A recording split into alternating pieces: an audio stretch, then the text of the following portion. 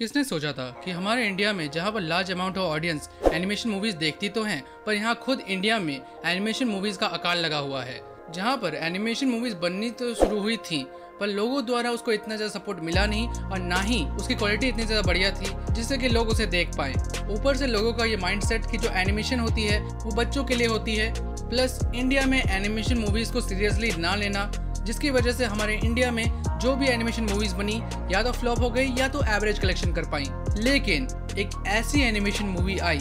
जिसने इंडिया में पहली बार एनिमेशन मूवी होकर भी 100 करोड़ का कलेक्शन पार किया और अब ये 200 करोड़ का कलेक्शन करने वाली है, जिसने ये साबित कर दिया कि इंडिया में एनिमेशन मूवी बन सकती है और एक ग्रैंड लेवल पर बन सकती है। एक ऐसी मूवी जिसने ये साबित किया कि अच्छे प्रेजेंटेशन और डिटर्मिनेशन के साथ कम बजट में भी एक अच्छी एनिमेशन मूवी बनाई जा सकती है। महाअवतार नरसिम्हा सिर्फ एक एनिमेशन मूवी नहीं है, इट्स प्रूफ कि हमारे इंडिया में भी इस तरह की एपेक्स की स्टोरीज हैं जिनके ऊपर एनिमेशन मूवी बनाई जा सकती है और बढ़िया तरह से बनाई जा सकती हैं, जिससे बच्चे क्या बड़े भी बूढ़े भी हर कोई इसे देख सकता है। जहां पर फॉरेन एनिमेशंस जैसे Disney pixel, Japanese anime, Chinese और हॉलीवुड एनिमेशंस अपने बढ़िया क्वालिटी के एनिमेशन पूरे वर्ल्ड वाइड रिलीज कर रहे हैं, वहीं पर महाअवतार नरसिम्हा ये साबित करती है कि हमारे इंडिया में भी इस तरह का एनिमेशन मूवी बन सकता है जो ग्रैंड लेवल पर हमारे इंडिया को रिप्रेजेंट करे। बट जिस मूवी को देख करके तुम लोग बहुत खुश हो रहे हो और बहुत ज़्यादा मज़ा ले रहे हो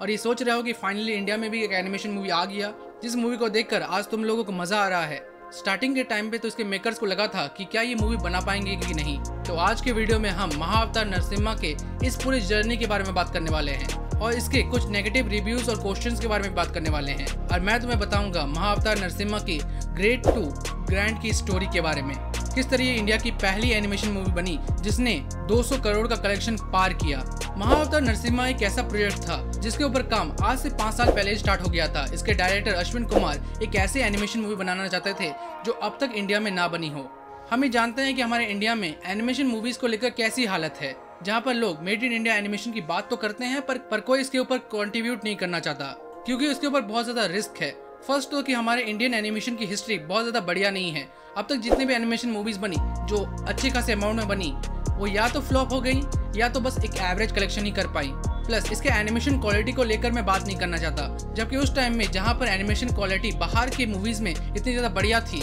वहीं पर हमारे इंडियन एनिमेशन में बहुत ही घिसे पिटे तरह के एनिमेशन दिखाए जाते थे। और यही हालत है कि हमारे इंडिया में इस तरह की क्वालिटी के एनिमेशन मूवीज या कार्टून्स देखने को मिलते हैं। बट इतना बड़ा रिस्क होने के बाद भी ये फैसला ले लिया था कि वो एक एनिमेशन मूवी ही बनाएंगे, क्योंकि वो इस डेड इंडस्ट्री को इंडिया में वापस से रिवाइव करना चाहते हैं। प्लस कि वो अपने जिस फिगर को, जिस कैरेक्टर को दिखाना चाहते हैं, जिस गॉडलाइक कैरेक्टर को वो स्क्रीन में दिखाने वाले हैं, उसका रोल कोई एक्टर नहीं कर सकता, इसलिए उन्होंने एनिमेशन मीडियम का सहारा लिया। बट सिर्फ फैसला लेने से नहीं होता है, सबसे बड़ा बात है बजट, कि कौन इसके ऊपर कंट्रीब्यूट करेगा, कौन इन्हें पैसे देगा, कौन इन्हें फंड देगा जिससे वो ये एनिमेशन मूवी बना सके। और यही इनके साथ भी हुआ कि स्टार्टिंग के टाइम में कोई इनको सपोर्ट नहीं मिला, बट इनकी वाइफ और इन्होंने खुद मिल करके इस मूवी में काम जारी रखा। साथ ही एनिमेटर्स को तो ये तक नहीं पता था कि जिस प्रोजेक्ट पर ये काम कर रहे हैं उनको उनकी तनख्वाह मिलेगी कि नहीं, बट इन्होंने हार नहीं मानी, ये अपने काम पर लगे रहे। और जब इनके प्रोजेक्ट के साथ होमवाले का नाम आया तब जाके इनकी जो मूवी है ये वर्ल्ड वाइड रिलीज हो पाई। बट अब चैलेंज था लोगों को किस तरह से इसके साथ अट्रैक्ट किया जाए,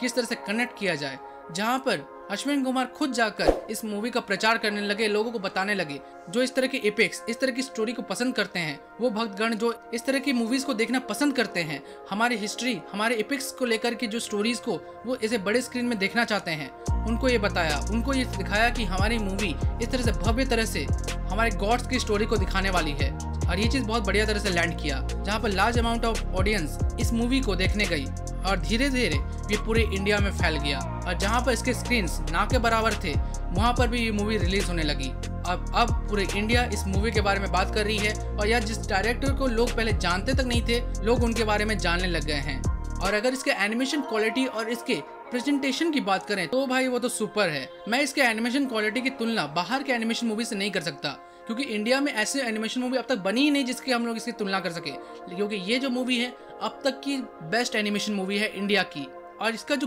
क्लाइमैक्स बैटल है तो मानोगे नहीं कि इसको एनिमेट करने में 1 साल का टाइम लगा था, इसीलिए इसका जो क्लाइमैक्स है इतना ज़्यादा बढ़िया लगता है, जहाँ इसकी पूरी मूवी एक तरफ और इसका क्लाइमैक्स एक तरफ, जहाँ पर इसके कैरेक्टर्स का डिज़ाइन और इनका फेस इंप्रेशन ये सब हमारे स्क्रिप्चर से ही लिया गया है, जहाँ पर भागवत पुराण, विष्णु पुराण, नरसिम्हा पुराण और वराह पुराण से इनके कैरेक्टर के डिजाइन को लिया गया है। स्पेशली प्रहलाद और लॉर्ड नरसिम्हा का जो कैरेक्टर है वो पूरी तरह से स्क्रिप्चर से ही लिया गया है, जहाँ पर इसके एनिमेटर्स ये बात बताते भी हैं कि वो जब भी इनके कैरेक्टर के ऊपर काम करते थे वो लॉर्ड विष्णु का नाम अपने मन में लेते थे, तब जाके काम को स्टार्ट करते थे। साथ ही साथ स्क्रिप्चर्स में जो चीज़ बताई गई हैं उनको भी इस मूवी में दिखाने का पूरे तरह से कोशिश किया गया है। मूवी में जिस जगह पर लॉर्ड नरसिम्हा ने हाथ धोए थे वो रियलिटी में हमारे इंडिया में एग्जिस्ट करती है, आंध्र प्रदेश के इस क्षेत्र में, जहां माना जाता है कि हिरण्यकश्यप को मारने के बाद लॉर्ड नरसिम्हा इसी जगह पर हाथ धोए थे। साथ ही स्क्रिप्चर्स में बताए गए 14 लोगों को भी इस मूवी में दिखाने का कोशिश किया गया है। डायरेक्टर की पूरी कोशिश थी कि जो स्क्रिप्चर्स में लिखा गया है, जो बताया गया है, उस चीज़ को ज़्यादा से ज़्यादा इस मूवी में प्रेजेंट कर सकें। पर इतना कुछ होने के बाद भी इस मूवी के ऊपर बहुत सारे नेगेटिव रिव्यू बन रहे हैं और बहुत से लोगों को ये चीज़ पसंद नहीं आ रही। जैसे कि बताया जा रहा है कि इस मूवी में हाई लेवल ऑफ वायलेंस है और ये चीज़ें बच्चों के लिए ठीक नहीं है। हाँ, उन्हीं बच्चों के लिए जो लोग बजर्क और एनिमल जैसी चीज़ों को देखते हैं और कहते हैं कि